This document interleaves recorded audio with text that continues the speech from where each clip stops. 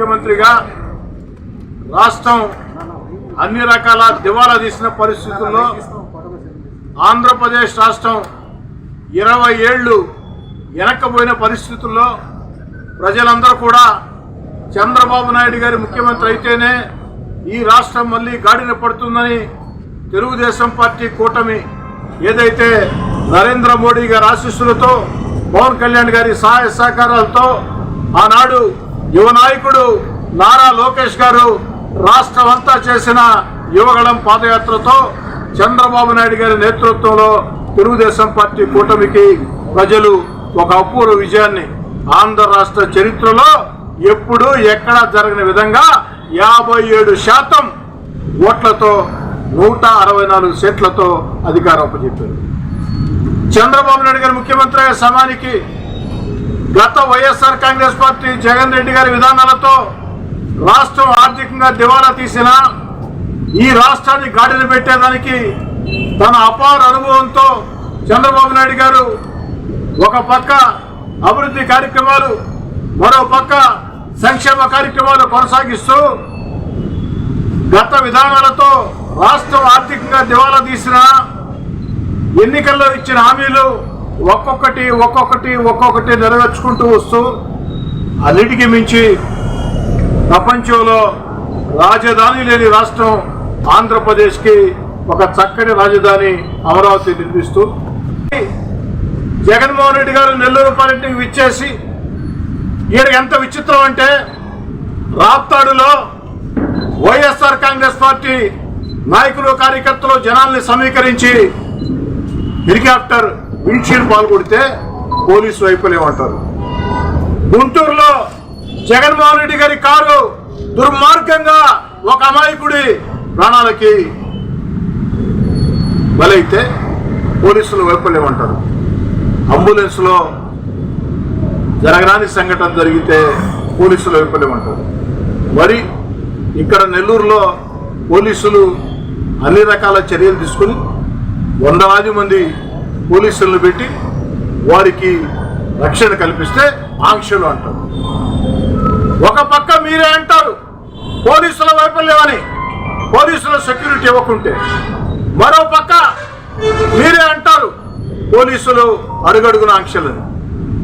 అన్నిటికీ మించి దుర్మార్గం ఏంటంటే ఈరోజు జగన్మోహన్ రెడ్డి గారు మాట్లాడుతూ చంద్రబాబు నాయుడు నువ్వు బావిలో దూకాలా అన్నాడు.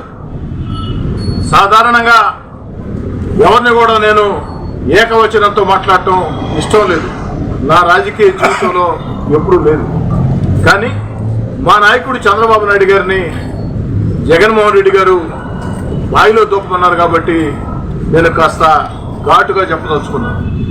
జగన్ రెడ్డి బావిలో దూకాల్సిందే చంద్రబాబు నాయుడు గారు కాదు, బావిలో దూకాల్సిందే జగన్ రెడ్డి నువ్వే. జగన్ రెడ్డి బావిలో దూకాల్సింది నువ్వే. ఎందుకంటే రాష్ట్రాన్ని నీ హయాంలో దివాలా తీసిన ప్రపంచ స్థాయిలో ఆంధ్రప్రదేశ్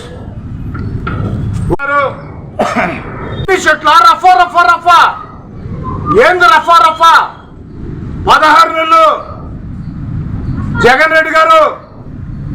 రెడ్డి గారు వంది మగదులారా మీకందరికీ సవాల్ చేస్తున్నా. మీరు అధికారంలో ఉన్న వేళ సర్వశక్తివంతుడు జగన్మోహన్ రెడ్డి తిరుగులేదనుకున్న వేళ మీ అధికారాన్ని ధిక్కరించి 16 నెలలు నేను నా వెంట నడిచే నాయకులు కార్యకర్తలు వీధుల్లోకి వచ్చాం.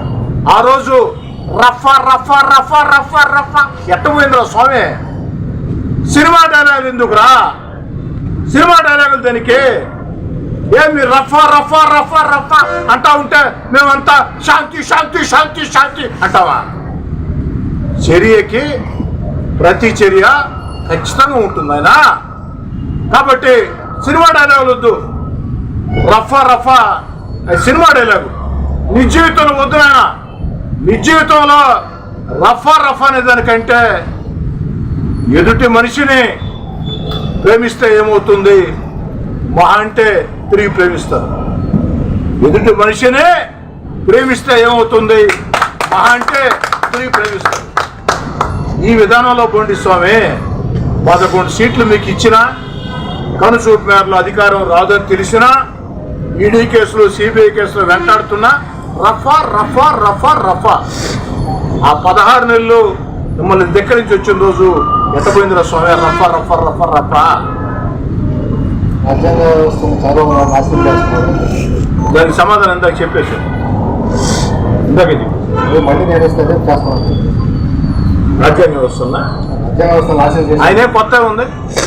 గత 5 ఏళ్ళు అధికారంలో ఉన్నాడు, అన్ని వ్యవస్థలు నాశనం చేశాడు, దానికి కేసు ఎదుర్కొంది. దేశానికి ఏముందా? అందరికీ నమస్కారం.